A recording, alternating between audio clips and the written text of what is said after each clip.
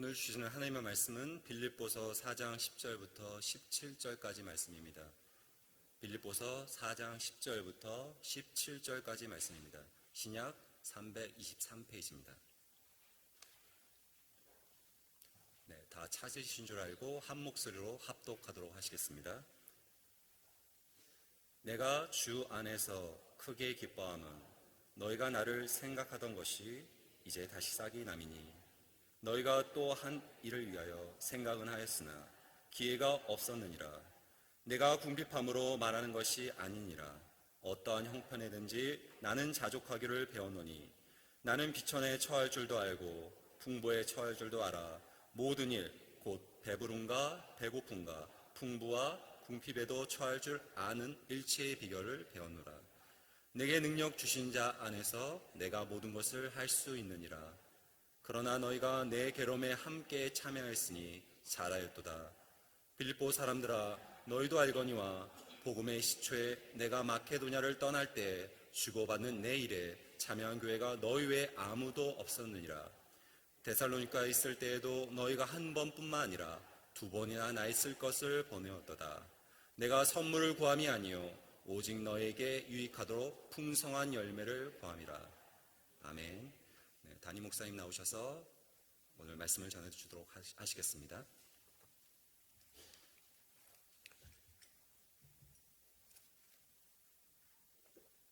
기도하겠습니다. 하나님 아버지 감사합니다. 하나님 앞에 예배하게 하시고 말씀을 들을 수 있는 복된 시간 주심을 감사합니다. 마음을 활짝 열게 하시고 사모하는 마음으로 말씀을 들을 때 말씀에 놀란 은혜와 능력을 경험케 하셔서 우리 어떤 형편 어떤 상황 속에서도 주님으로 인하여 기뻐하며 감사하며 만족한 삶을 살아가는 우리 모두가 되도록 은혜 베풀어 주시옵소서. 부족한 용의 말씀을 전가할 때 종을 붙들어 주셔서 우리 하나님의 말씀만을 전할 수 있도록 은혜 베풀어 주시옵소서. 이 시간 전부를 주의 성령께 부탁드리옵고 예수님과 감사하며 기도드리옵나이다. 아멘. 여러분 지금 만족한 삶을 사십니까? 한번 여러분 자신을 점검해 보시길 바랍니다. 나는 지금 만족한 삶을 살고 있는가? 우리가 이 땅에서 온전한 만족을 누리며 사는 것은 불가능합니다. 유명한 기독교 삼강가 레리 크랩은 그 이유에 이렇게 대답합니다. 우리 인간은 원래 완전한 곳에서 완전하게 살도록 창조된 존재이기에 불완전하고 뿌리채 타락한 이 세상에서 우리 인간의 만족을 누리며 사는 것은 불가능하다. 우리가 처음 지음을 받을 때 하나님 형상으로 창조될 때 완전한 곳에서 완전하게 살도록 창조된 존재잖아요. 근데 우리가 타락함으로 말미암아 우리가 살고 있는 이곳은 완전한 곳이 못 되죠. 그러니까 우리는 온전한 만족을 누리며 살 수 없는 겁니다. 여기 유명한 평신도 신학자였던 C.S. 루이스 박사 역시 같은 말을 합니다. 만약 이 세상에 그 어떤 것으로도 만족시킬 수 없는 욕구가 내 안에 있다면 그것에 대한 단 한 가지 논리적인 설명은 내가 다른 세상을 위해 만들어졌다는 것이다. 우리 어떻게 창조되었습니까? 다른 세상을 위해서 창조되었잖아요. 하나님 나라를 위해서 창조되었잖아요. 그러니까 우리 안에는 결코 만족할 수 없는 욕구가 있다는 것입니다. 이렇게 우리가 이 땅에서 온전한 만족을 누리며 사는 것은 불가능하지만 우리는 주어진 현실 속에서 만족을 찾으며 사는 것이 또한 반드시 필요합니다. 우리는 두 가지 모습이 반드시 필요합니다. 하나는 현실에 안주하지 않고 더 높은 목적을 위해 나가기에 거룩한 불만족이 필요합니다. 거룩한 불만이 필요합니다. 그러나 또한 동시에 주어진 상황 속에서 하나님 베푸신 은혜를 기억하면서 감사하는 거룩한 만족도 필요합니다. 거룩한 불만족도 필요하지만 거룩한 만족도 필요하다는 것입니다. 만약 우리 이런 거룩한 만족함이 없이 살면 어떻게 됩니까? 병적인 불만족 가운데 살면 우리 어디서 무엇을 하든지 무엇을 소유하고 살든지 만족한 삶이 불가능하다는 것입니다. 그럼 어떻게 살게 됩니까? 불행한 삶을 살게 된다는 것입니다. 경건한 고전 작가인 프란시스 살레는 이 사실에 대해서 이렇게 우리에게 경고하고 있습니다. 당신의 영이 지금 당신이 있는 곳 이외에 다른 곳을 바라보는 한 지금 당신이 있는 그곳에서도 제대로 유익을 누리지 못할 것이다. 그럼 우리에게는 거룩한 불만족을 가지고 현실에 안주하지 않고 더 높은 목표를 향해 나아가는 삶이 필요하지만 동시에 우리가 처한 상황 속에서 하나님 베푼 은혜를 기억하며 감사하는 거룩한 만족의 삶도 반드시 필요하다는 것입니다. 바울 사도가 바로 그런 삶을 살았습니다. 빌립보 3장 12절 14절 바울은 이렇게 고백합니다. 같이 읽죠. 시작. 내가 이미 얻었다 함도 아니요 온전히 이루었다 함도 아니라 오직 내가 그리스도 예수께 잡힌 바 된 것을 잡으려고 달려가노라. 형제들아, 난 아직 내가 잡은 줄 여기지 아니하고 오직 한 일, 즉 뒤에 있는 것은 잊어버리고 앞에 있는 것을 잡으려고 표대를 향하여 그리스도 예수 안에서 하나님 위에서 부르신 부름의 상을 위하여 달려가노라. 바울은 어떻게 고백하고 있습니까? 내가 이미 얻었다. 내가 온전히 이루었다.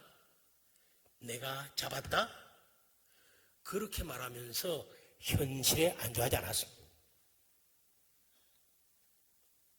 아직 얻지 못했다고 고백하잖아요. 온전히 이루지 못했다고 말하잖아요.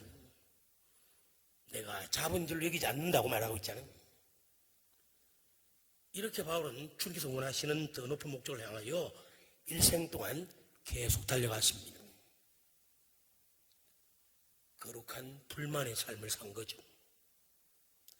또한 바울은 자신이 처한 상황 속에서 하나님 은혜를 기억하고 감사하는 거룩한 만족의 삶도 살았습니다. 본문에는 비참하고 절망적인 환경 속에 처해 있으면서도 만족과 평안과 기쁨을 누리며 살았던 바울의 모습이 기록되어 있습니다. 바울이 처한 환경은 참으로 어렵고 고통스러운 환경이었습니다. 그는 지금 로마 감옥에 죄수로 갇혀서 앞으로 어떻게 될지 모르는 암담한 상황 속에 처해 있었습니다. 근데 그럼에도 불구하고 바울은 참된 만족과 평안과 기쁨을 누리고 있습니다. 그 비결이 무엇입니까? 그것은 바울이 어떤 형편 속에서도 자족할 수 있는 삶을 배웠기 때문입니다. 본문 11절 보세요. 시작. 내가 궁핍함으로 말하는 것이 아니니라. 어떠한 형편이든지 나는 자족하길 배웠노니. 바울이 어떻게 고백합니까? 나는 어떤 형편이든지 자족하길 배웠다. 그걸 고백하고 있습니다. 여기서 자족이라는 헬라 단어는 모든 형편을 초월하여 평안함과 만족함을 누리는 마음의 상태를 가리킵니다. 바울은 어떤 형편 속에서도 평안함과 만족함을 누리며 살았습니다. 이유가 무엇입니까? 나는 자족하기를 배웠노니 고백하고 있습니다. 그가 자족하는 삶을 배웠기 때문입니다. 바울이 처음부터 자족하는 삶을 살 수 있던 것이 아닙니다. 그는 분명히 고백합니다. 나는 자족하기를 배웠다. 바울은 인생을 살면서 자기 경험과 자기 체험을 통해서 자족하는 삶을 배웠던 것입니다. 그렇다면 바울이 배웠던 구체적으로 배운 자족의 삶은 어떤 삶입니까? 그것은 비천과 풍부의 어떤 생활 속에서도 만족하는 삶입니다. 배부름과 배고픔, 풍부와 궁핍, 그 어떤 형편 속에서도 항상 만족을 누리는 삶입니다. 보면 12절 보세요. 시작. 나는 비천에 찰 줄도 알고 풍부에 찰 줄도 알아. 모든 일, 곧 배부름과 배고픔과 풍부와 궁핍에 찰 줄 아는 일체의 비결을 배웠노라. 일체의 비결을 배웠다. 그래서 비천에 찰 줄도 안다. 여기서 비천에 찬다는 것은 아무것도 가지지 못한 비천한 상태를 의미합니다. 나는 풍부에 찰 줄도 안다. 풍부에 찬다는 것은 필요 이상으로 넘치게 가지게 되는 것을 의미합니다. 바울은 아무것도 가지지 못한 비천한 상태에서 배고픔과 궁핍을 당할 때에도 비굴하거나 좌절하지 않는 삶을 배웠습니다. 또 그는 필요 이상으로 넘치게 가지는 풍부한 상태에서도 배부를 때에도 교만하거나 나태하지 않는 삶을 배웠습니다. 우리도 바울처럼 이렇게 자족하는 삶을 배워야 합니다. 왜 그렇습니까? 우리가 자족하는 삶을 배우지 않으면 우리는 우리 환경과 형편에 따라 좌우되는 삶을 살게 되죠. 그럼 어떻게 삽니까? 불평합니다. 좌절합니다. 염려합니다. 그런 삶을 살 수밖에 없습니다. 그러나 어떤 형편에서든지 자족하기를 배운 사람은 라면 한 봉지, 단벌 옷 한 벌, 단방강에서 살아도 만족하며 살 수 있습니다. 어떤 유대인 랍비가 이렇게 기도했다고 합니다. 우리가 꼭 필요한 기도죠. 같이 읽습니다. 시작. 하나님 저에게 참 많은 것을 주셨습니다. 근데 하나님 하나만 더 주시옵소서. 이 모든 것을 감사할 수 있는 자족하는 마음을 주시옵소서. 오늘 이런 기도가 얼마나 필요합니까? 하나님 참 많이 주셨는데 한 가지만 더 주십시오. 이 모든 것에 대해서 감사할 수 있는 자족하는 마음을 주시옵소서. 그렇다면 우리가 어떤 형편 속에서도 자족하며 만족하며 살기 위해서는 어떻게 해야 합니까? 오늘과 다음 주에 걸쳐서 그 해답을 살펴보려고 합니다. 자, 첫 번째 같이 읽어보죠. 시작. 하나님의 선하심을 굳게 신뢰해야 합니다. 그래 어떤 형편에서든지 자족하는 삶을 살 수 있습니다. 바울이 만족한 삶을 살 수 있는 것은 자신의 힘과 능력과 결심과 의지력으로 가능했던 것이 아니었습니다. 그는 어떤 형편 속에서도 하나님의 선하심을 굳게 신뢰하는 참된 믿음을 가지고 있었습니다. 이런 믿음의 삶을 통해서 하나님의 신 은혜로 인하여 바울은 자족하는 삶을 살 수 있었습니다. 어떤 상황과 어떤 형편 속에 처해 있을 때라도 바울이 결코 놓치지 않고 굳게 붙잡고 있던 것이 하나 있었습니다. 그것이 무엇입니까? 하나님은 선하신 분이시다. 그분이 하시는 모든 일은 다 선하다는 믿음이었습니다. 나의 환경, 여건, 형편과 상관없이 하나님은 언제나 선하신 분이시다. 그분이 하시는 모든 일은 언제나 다 선하다. 그런 믿음을 바울은 갖고 있었다는 거예요. 그러게 바울은 필요 이상으로 넘치게 가지는 풍부에 처해 있을 때뿐만 아니라 아무것도 가지지 못한 비천한 상태에 처해 있을 때도 평안함과 만족함을 누리며 살 수 있던 것입니다. 여러분, 바울의 믿음과 그의 전 인생관을 요약할 수 있는 성경 구절이 하나 있죠. 바울의 믿음, 바울의 전 인생관, 하나로 요약할 수 있는 성경 구절이 뭡니까? 바로 롬 8:28입니다. 로마서 8장 28절 말씀입니다. 우리 너무나 잘 아는 말씀이죠. 시작. 우리가 알거니와 하나님을 사랑하는 자, 곧 그의 뜻대로 부르심을 받은 자들에게는 모든 것이 합력하여 서로 이루느니라. 믿으십니까? 여러분, 하나님을 사랑하십니까? 하나님 부르신 뜻대로, 하나님의 뜻대로 그분의 자녀 부르심을 받았습니까? 그럼 모든 것이 합력하여 결국 서로 이루게 된다는 겁니다. 바울은 인생을 살면서 자신에게 찾아온 모든 일들, 심지어 고난과 역경과 고통까지도 인간적인 생각과 감정과 태도로 접근하지 않았습니다. 그는 그 모든 것을 믿음의 눈으로 하나님 안목으로 바라보았습니다. 자신이 죄수로 감옥에 갇히게 된 데에도 반드시 사실 하나님의 선한 목적과 계획과 승리가 있다는 것을 그는 분명히 믿었습니다.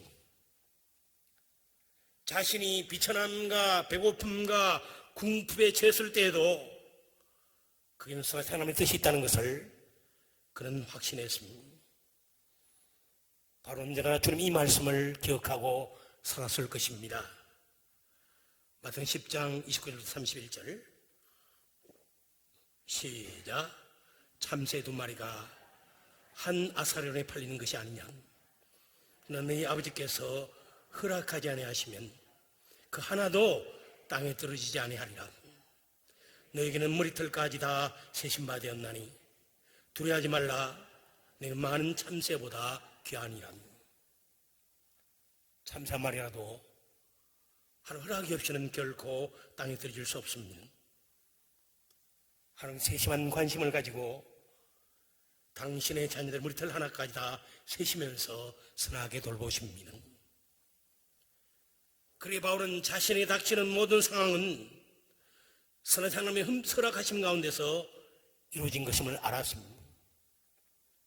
그리고 모든 상황 결국에는 합력하여 선을 이룬다는 사실을 그는 굳게 믿었습니다.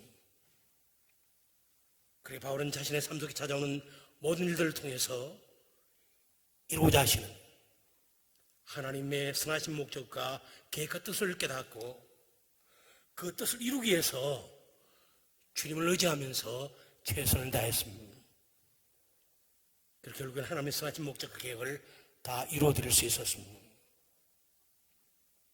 사랑하는 여러분, 오늘 우리 찾아오는 모든 위기와 역경과 어려움 속에서도 선하신 하나님의 선한 목적과 뜻과 계획이 있다는 사실을 우리는 분명히 기억해야 합니다.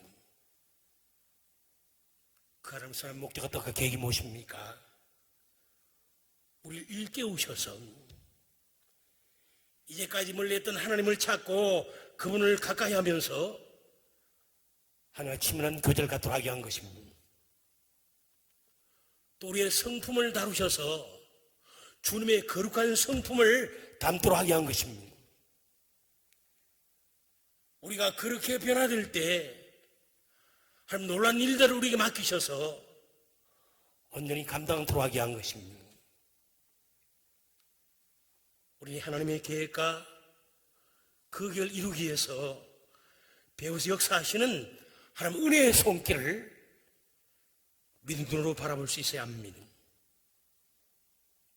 그리고 우리 인생을 살면서 어떤 상황과 어떤 행동 속에서도 결코 놓치지 말아야 할 것이 하나 있습니다. 다른 것은 다 놓쳐도 이것 하나만 결코 놓치지 말고 굳게 붙잡아야 할 것이 하나 있습니다. 그게 뭡니까? 바울이 붙잡았던 것입니다. 하나님은 선하신 분이시다. 그분이 우리 행하시는 모든 일들은 다 선하다. 그리고 결국엔 모든 것이 합력하다. 우리 선을 이룰 것이다. 이 하나만큼은 우리 어떤 형편 어떤 상황에서도 절대로 놓치지 말고 굳게 붙잡아야 할 참된 진리입니다. 믿으십니까? 그동안 하늘이 무너지는 것 같은 그런 극한적인 상황 속에서도 결코 소망을 잃지 않을 것입니다. 자족하는 믿음을 가지고 그 모든 것을 넉넉히 이기며 살게 될 것입니다. 꼭 이런 은혜가 우리 모두 넘치시기를 주의 이름으로 간절히 축원합니다. 두 번째로 우리 어떤 형편 속에서도 참된 만족을 누리며 살기 위해서 어떻게 합니까? 같이 읽죠. 시작. 주님과의 친밀한 교제를 통해 주님의 생명과 능력을 공급받아야 합니다. 본문 13절 보세요. 시작. 내게 능력 주시는 자 안에서 내가 모든 것을 할 수 있느니라. 바울은 지금 자신이 능력 주시는 예수 그리스도 안에 있다고 고백합니다.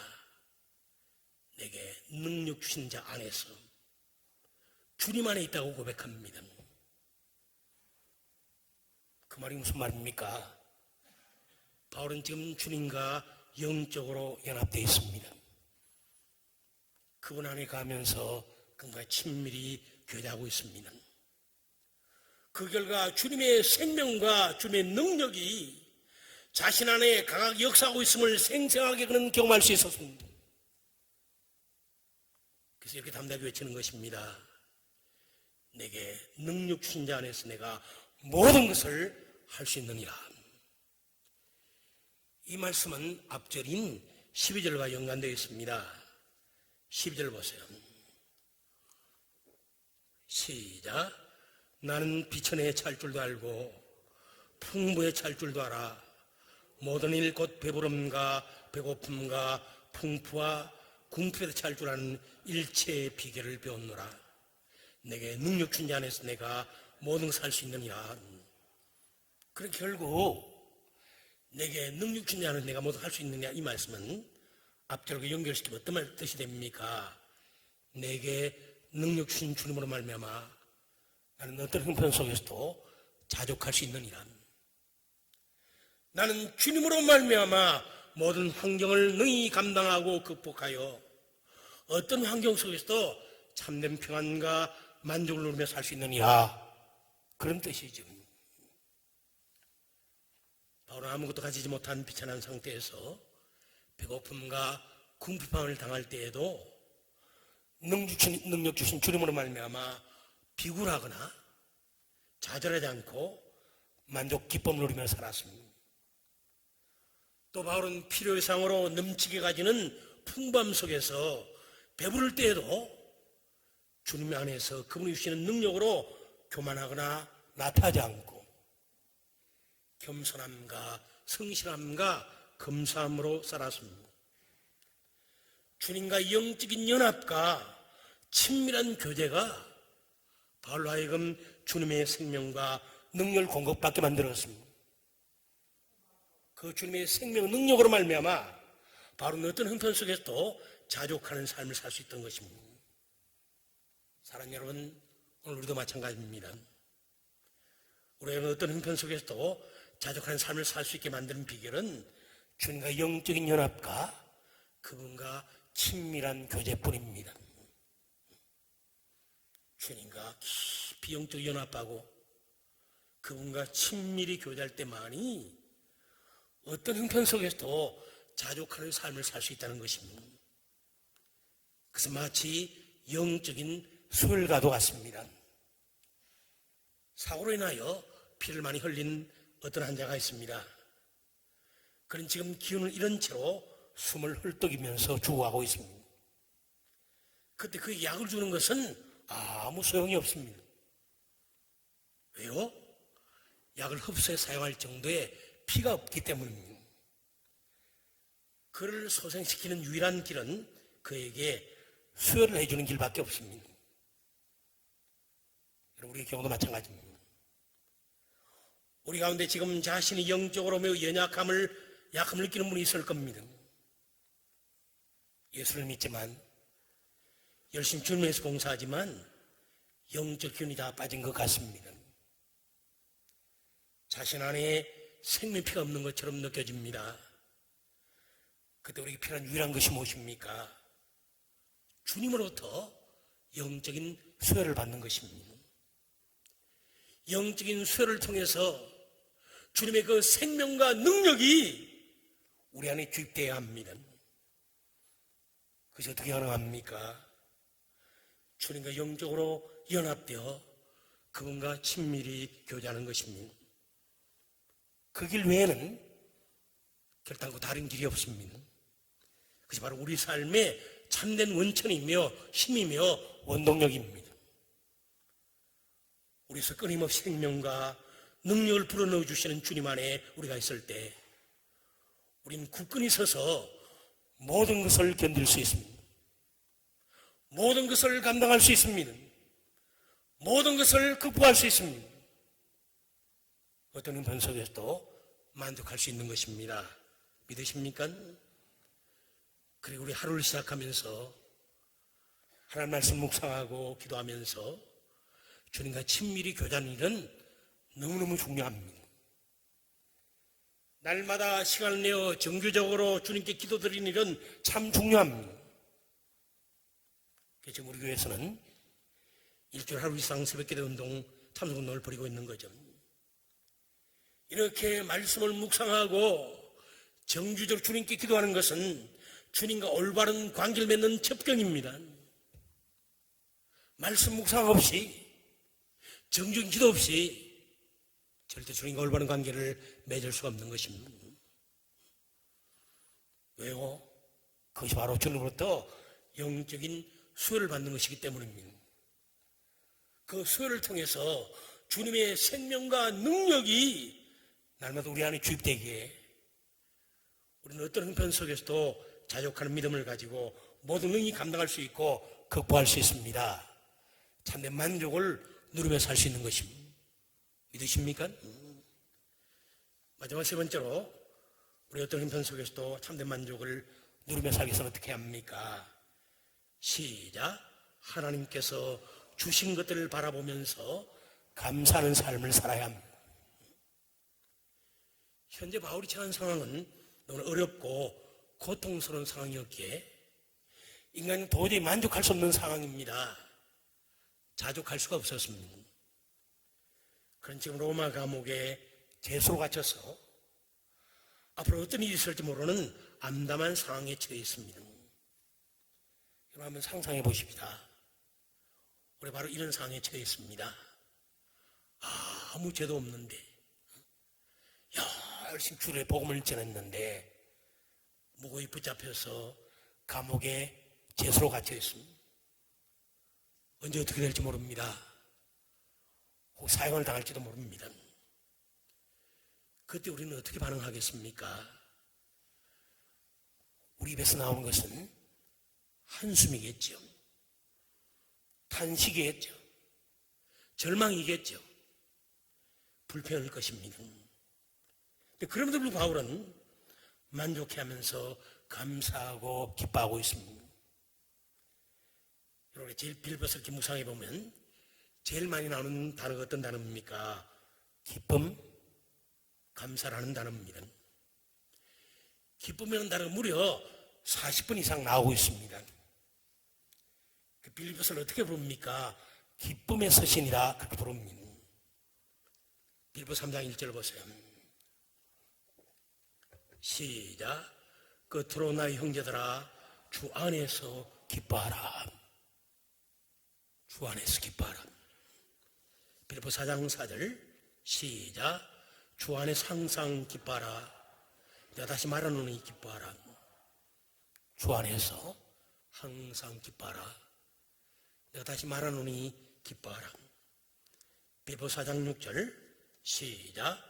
아무것도 염려하지 말고 오직 모든 일에 기도와 간구로 너희 구할 것을 감사함으로 하나님께 아뢰라. 오직 모든 일에 기도와 간구로 너희 구할 것을 감사함으로 하나님께 아뢰라. 바로 이렇게 도저히 기뻐하며 감사하며 만족할 수 없는 상황 속에서도 기뻐하고 감사하며 만족해하며 살고 있는데 그 비결이 무엇입니까? 그것은 그 하나님께 자신에게 주신 것들을 바라보면서 감사했기 때문입니다. 바울은 지금 자기가 없는 것들을 바라보면서 낙심하고 절망하며 원망하고 불평하지 않습니다. 하나님께 자기에게 주신 것들을 바라보면서 범사에 감사하고 있습니다. 이전에 주님 원수로 살았던 자기를 주님은 구원해 주셨고 사도로 삼아 주셨습니다. 이제 그 사명을 충성스럽게 감당케 하신 그 주님과 그 은혜를 생각하면서 그는 지금 감사하고 있습니다. 비록 지금 감옥에 죄수로 갇혀 있지만 먹을 것을 주시고 입을 것을 주시며 또 복음을 전할 기회를 주신 하나님을 바라보면서 그는 감사하고 있는 것입니다. 죄수에게 앞으로 어떤 일이 있을지 모르지만 천국의 영원한 영광과 상급에 대한 소망을 가지고 천국을 사모하며 기대하며 살 수 있는 주님의 은혜를 생각하며 그는 감사하고 있는 것입니다.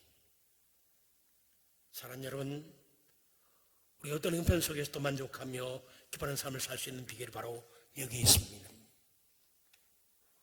우리 없는 것들을 바라보지 않고 하나님 우리 주신 것들을 바라보면서 감사하는 것입니다.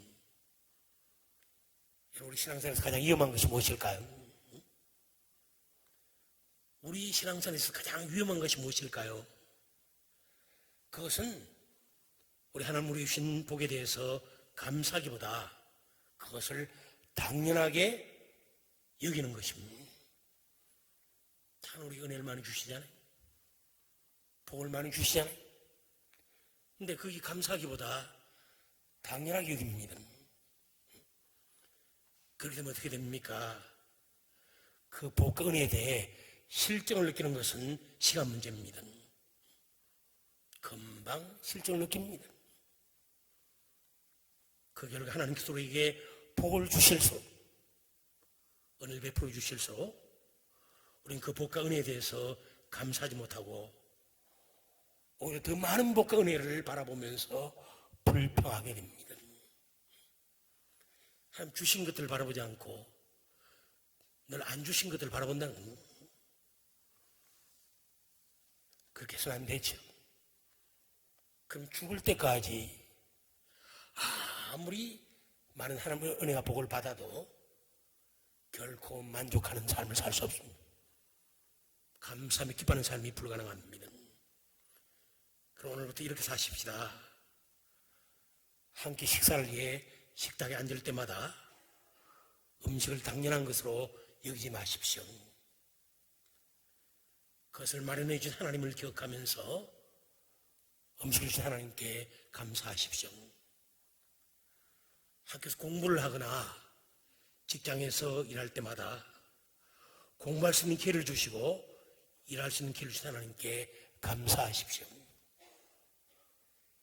집에서 들었을 때마다 쉴 수 있는 힘들을 주신 하나님께 감사하십시오. 옷을 입거나 신발을 신을 때마다 감사의 고백을 하나님께 드리십시오. 교회 나와 예배하고 기도할 때마다 영혼들을 섬길 때마다 감사의 제사 하나님께 드리십시오. 제가 계속 감기 때문에 목이 많이 안 좋잖아요. 오늘 부목사님에게 사회를 맡겼는데 제가 목이 안 좋으니까 목이 좋아서 마음껏 찬양하고 마음껏 말씀을 가르치고 설교할 수 있는 것도 참 큰 은혜구나 그걸 깨닫고 있습니다. 근데 이제까지는 어떻게 삽니까? 어떻게 살았습니까? 그냥 당연한 것을 그 은혜인 줄 모르고 우리는 대부분 이런 것들을 당연한 것을 여기면서 생각 없이 그냥 살지요. 그러나 이제부터 그렇게 해서는 안 됩니다. 의식적으로 감사의 훈련을 해야 합니다. 물을 마실 때도 이렇게 맑은 물을 마실 수 있는 은혜 내가 감사해야지. 의식적으로 감사 훈련해야 한다는. 차를 몰 때마다 내게 차를 주시고 안전하게 달릴 수 있는 은혜를 주신 하나님께 감사는 의식적인 훈련을 해야 합니다. 그런 감사의 훈련은 우리로 하여금 하나님 선하심을 새롭게 맛보게 해줍니다. 하나님 참 선하신 분이시구나.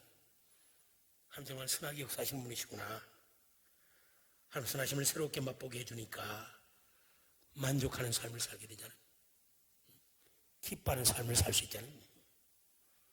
사랑하는 여러분, 말씀을 맺겠습니다. 우린 죄악이 들끓고 마귀 세력들이 강하게 역사하며 온갖 문제와 고통과 불행으로 가득한 심히 타락한 이 세상에 살고 있습니다. 그리고 근심과 좌절과 불평과 한숨 속에 살 수밖에 없습니다. 그런데 주님께서는 이런 상황 속에서도 그리스도인들은 참된 만족과 기쁨을 누리며 살 수 있다고 분명히 말씀하십니다. 어떻게 할 때입니까? 언제 어디서나 어떤 형편에 처하든지 하나님의 선하심을 굳게 신뢰하십시오. 늘 주님과의 영적인 연합과 친밀한 교제를 통해서 지속적으로 주님의 생명을 공급받고 주님의 능력을 공급받으십시오. 여러분 없는 것들을 바라보지 말고 하나님 여러분이 주신 것들을 바라보면서 범사에 감사하는 삶을 사십시오. 그때는 우리가 전 현실이 어렵고 힘들고 암울할지라도 주님의 도우심으로 말미암아 그 모든 형편을 초월한 참된 만족과 참된 기쁨을 누리며 살게 될 것입니다. 그리고 우리 주위의 가족들과 이웃들에게 참된 기쁨과 만족을 가져주는 은혜와 축복의 사람들로 귀하게 쓰임받게 될 것입니다. 믿습니까? 내가 만족하고 기뻐하며 감사합니다. 그게 전념이 되잖아요. 나의 배우자에게, 나의 자녀들에게, 나의 부모 형제들에게, 목장 식구들에게, 내가 돌본 영혼들에게 계속 전념이 되잖아요. 그들도 참된 만족과 참된 기쁨의 삶을 살게 되잖아요. 꼭 그런 복된 우리 모두 되기를 다시 한번 주님의 이름으로 간절히 축원합니다. 기도하겠습니다. 주신 말씀 생각하면서 다시 한번 우리 자신에게 질문해 보십시다. 나는 지금 진정으로 만족한 삶을 살고 있는가? 만약 살고 있지 않다면 이유가 무엇입니까? 환경 때문만이 아닙니다. 여건이 어렵기 때문만이 아닙니다. 더 중요한 이유는 하나님의 선하심을 굳게 신뢰하지 않기 때문입니다.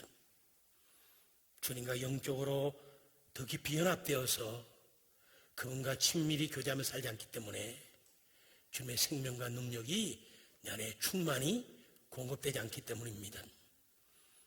하나님 은혜를 주신 것들을 바라보지 않고 주시지 않은 것들을 바라보며 살고 있기 때문입니다. 우리 회개하고 바울처럼 어떤 형편 속에서도 자족하며 참된 만족과 기쁨을 누리는 삶을 살 수 있도록 그렇게 결단하며 기도하겠습니다. 기도하십시다.